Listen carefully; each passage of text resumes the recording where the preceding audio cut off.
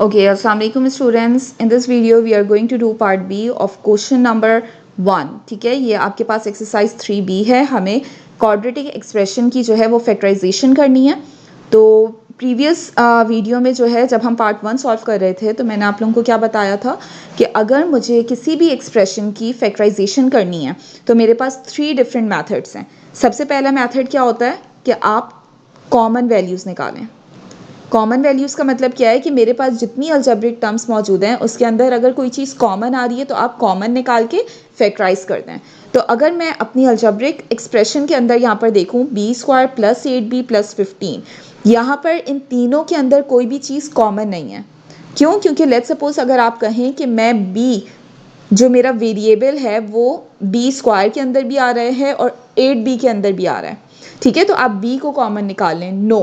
क्यों? क्योंकि b जो मेरा वेरिएबल है वो थर्ड टर्म जो कि 15 है उसके साथ नहीं आ रहा.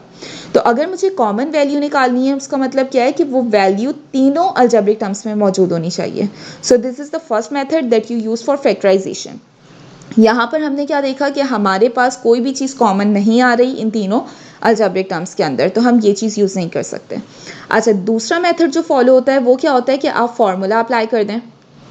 ठीक है, जस्ट लुक एट दिस. ये जो है ये ये जो क्वाड्रेटिक एक्सप्रेशन है ये बिल्कुल सिमिलर है मेरे एक फार्मूले से जो मैंने फार्मूला पढ़ा था a² + 2ab + b² का.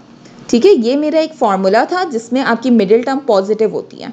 ठीक है, यहाँ पे अगर मैं इस फार्मूले को अप्लाई करती हूँ तो मुझे क्या चीज़ देखनी है कि मुझे ये देखना है कि मेरी a² मेरी फर्स्ट टर्म और मेरी जो लास्ट टर्म होती है वो परफेक्ट स्क्वायर होनी चाहिए. अब यहाँ पर a² यानी मेरी b फर्स्ट टर्म तो मेरी b² है यानी it is a perfect square. लेकिन ये जो 15 है ये जो मेरी थर्ड टर्म है 15 जो है वो किसी भी नंबर का परफेक्ट स्क्वायर नहीं है. यानी मुझे इस 15 को जो है किस तरीके से लिखना होता है, मुझे एक ऐसा नंबर चाहिए होता है जिसका अगर स्क्वायर किया जाए तो आपके पास 15 आ जाए.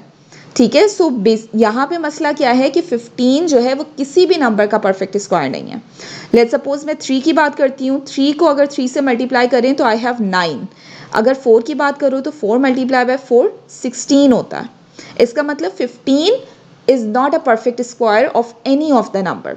इसका मतलब यहाँ पर फॉर्मूला अप्लाई नहीं हो सकता. क्यों? क्योंकि मेरी थर्ड टर्म परफेक्ट स्क्वायर नहीं है किसी भी नंबर का. अच्छा, अब अगर मेरा फॉर्मूला अप्लाई नहीं हो सकता so the third thing is the middle term break. जब हम इन दोनों चीज़ों को देख लेंगे तीसरी डिसीजन हमें लेना होगा कि हमें मिडिल टर्म ब्रेक की तरफ जाना है. ठीक है, अब हम स्टार्ट करते हैं अपना क्वेश्चन, अपना सॉल्यूशन, क्योंकि अब हम श्योर हैं कि हमें इसको मिडिल टर्म ब्रेक से ही करना है. क्यों? क्योंकि ना तो कॉमन वैल्यूज़ आ रही हैं और ना ही हमारा फॉर्मूला एप्लीकेबल है. ठीक है, late me write it over here again. This is b² + 8b + 15. ठीक है, नाउ b² + 8b + 15. अब मेरी मिडिल टर्म जो है the middle term is sorry for this, the middle term is 8b. ठीक है, 8b आपकी मिडिल टर्म है. मैंने आपको क्या बताया था कि सबसे पहले आपको क्या देखना है, कोफिशिएंट ऑफ फर्स्ट टर्म. आपकी फर्स्ट टर्म b² है, b² का कोफिशिएंट आपके पास मौजूद है 1. सिमिलरली दूसरी चीज़ आपको क्या देखनी है, अपनी थर्ड टर्म. आपकी थर्ड टर्म क्या है, आपकी थर्ड टर्म जो गिवन है that is 15. What you have to do, आपको अपनी फर्स्ट टर्म के कोफिशिएंट को थर्ड टर्म से मल्टीप्लाई कर देना है. So it is 1 × 15 that is what 15. 1 × 15 क्या होता है, 15 ही होता है. अब मुझे क्या करना है, I have to find out the factors of 15. मैं 15 के ऐसे दो फैक्टर्स निकालूंगी जिसको ऐड अगर किया जाए तो मेरे पास क्या आ जाए, 8 आ जाए. क्यों? क्योंकि मेरी मिडिल टर्म जो है, माई मिडिल टर्म इज़ 8b. सो मुझे 15 के ऐसे दो फैक्टर्स चाहिए. कीप इन माइंड, फैक्टर्स का मतलब क्या होता है कि ऐसे दो नंबर्स जिनको मल्टीप्लाई करके 15 आ रहा हो लेकिन अगर उसको ऐड किया जाए उन दो नंबर्स को मेरे पास 8 आ जाए. ठीक है, सो 15 के फैक्टर्स क्या क्या हो सकते हैं. 15 किसके टेबल में आता है, 15 आता है हमारे पास 3 के टेबल में. 3 × 5. 3 5 ज़ा 15 और यहाँ पर अगर देखा जाए तो 3 और 5 जब ऐड होंगे तो आपके पास मिडिल टर्म जो है दैट इज़ 8b, तो आपके पास रिजल्ट 8 आ जाएगा। ठीक है, इसका मतलब ये दोनों फैक्टर्स मेरी इस कंडीशन को सेटिस्फाई कर रहे हैं। यहाँ पर मैं अगेन ये प्रोसीजर रिपीट कर रही हूँ। मिडिल टर्म ब्रेक में सबसे पहले आपको क्या देखना है, first of all you have to see the coefficient of your first term.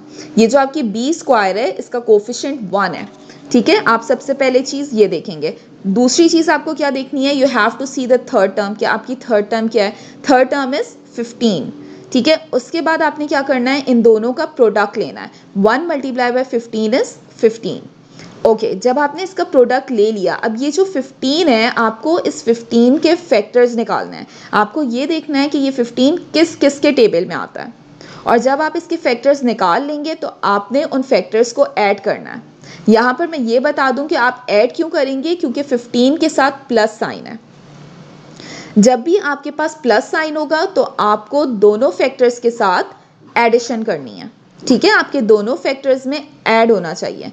तो 3 और 5, ठीक है, 15 आता है 3 के टेबल में, 3 मल्टीप्लाई बाय 5 इज 15, और अगर मैं इनको ऐड कर दूं तो मेरे पास जो मेरी मिडिल टर्म है 8b, 8 आ जाएगा। ठीक है, तो मुझे ये बेसिकली देखना होता है कि ऐसे दो फैक्टर्स हों जिनको ऐड करके मेरे पास मिडिल टर्म आ जाए। ठीक है, तो यहाँ पर एक फैक्टर मेरा 3 है और एक फैक्टर मेरा 5 है। नाउ कीप इन माइंड कि आपके पास जो वेरिएबल का, जो मिडिल टर्म का वेरिएबल होता है ना, जैसे b आपके पास मिडिल टर्म में मौजूद है, वो b आप अपने दोनों फैक्टर्स के साथ लिखेंगे। वो 3 के साथ भी लिखा जाएगा और वो 5 के साथ भी लिखा जाएगा। सो इन दिस वे, इस तरीके से आप क्या करेंगे, अपनी मिडिल टर्म 8b को ब्रेक कर देंगे। अब 8b को ब्रेक करने का मतलब क्या है कि इसकी जगह अब मैं ये दोनों टर्म्स लिखूंगी। ठीक है, मैं लिखूंगी 3b plus 5b। Okay, so let's write it over here like this. आपके पास है b स्क्वायर, उसके बाद प्लस 8b जो आपके पास मौजूद था उसकी जगह आपने दो जो है वो टर्म्स फाइंड आउट कर लिए हैं। आपने 3b फाइंड आउट कर लिया और आपने 5b फाइंड आउट कर लिया। ये दोनों किसके फैक्टर्स हैं, ये दोनों 15 के फैक्टर्स हैं, लेकिन ये दोनों ऐड होके हमें 8b देते हैं प्लस 15। अच्छा, जब आप इस तरीके से फैक्टर्स फाइंड आउट कर लें या मिडिल टर्म के बाद आप उनके दो टर्म्स फाइंड आउट करें जिसमें आप उसे ब्रेक कर रहे हैं, तो आप वापस से जो है वो उनको एक बार ऐड करके देख लें। यानी जिसमें आपने ब्रेक किया है, आपने 3b और 5b में अपनी 8b को ब्रेक किया था। ठीक है, इसको वेरिफिकेशन का भी इसका मेथड है। क्या मेथड है कि आप इन दोनों को जो है वो दोबारा से सॉल्व करके देखें। b स्क्वायर तो एज इट इज़ रहेगा, लेकिन 3b और 5b जिसमें आपने ब्रेक किया था, क्या वो दोबारा से अगर ऐड किए जाएंगे तो वो आपको मिडिल टर्म देंगे? Yes, they will give. 3b plus 5b का मतलब क्या होता है, 8b। 3 एंड 5 दोनों ऐड होंगे, आपके पास 8 आ जाएगा, और b भी जो है वो दोनों में कॉमन है,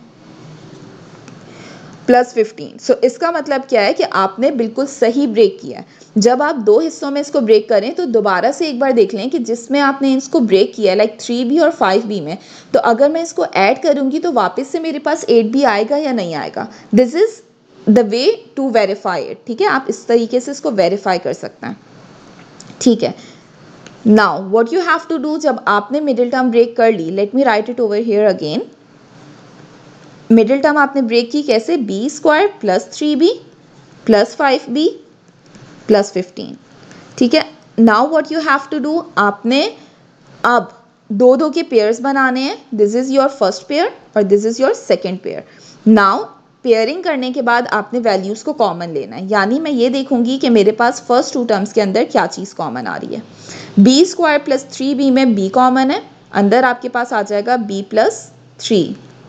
उसके बाद 5b प्लस 15, 5 और 15 को अगर इन टर्म्स ऑफ फैक्टर लिखा जाए तो वो 5 के टेबल में आता है।